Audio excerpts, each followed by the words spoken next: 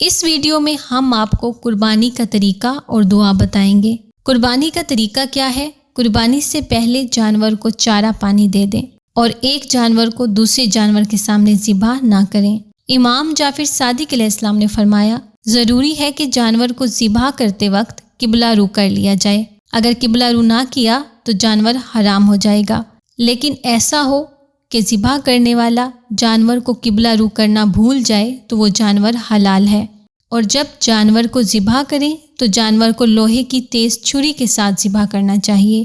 امام جعفر صادق علیہ السلام نے فرمایا، ذبح کرتے وقت اللہ کا نام لیا جائے۔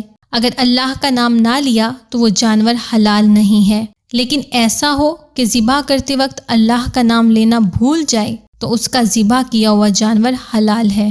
جب جانور کو ذبح کرنے لگیں تو ذبح کرتے وقت یہ دعا پڑھیں، انی وجہت وجہی للذی فطر السماوات والارض حنیفا وما انا من المشرکین، ان صلاتی و نسکی و محیای و مماتی للہ رب العالمین لا شریک لہ و بذالک امرت و انا من المسلمین، بسم اللہ اللہ اکبر پڑھ کے جانور کے گلے پہ چھری چلائیں اور جانور کو ذبح کر لیں۔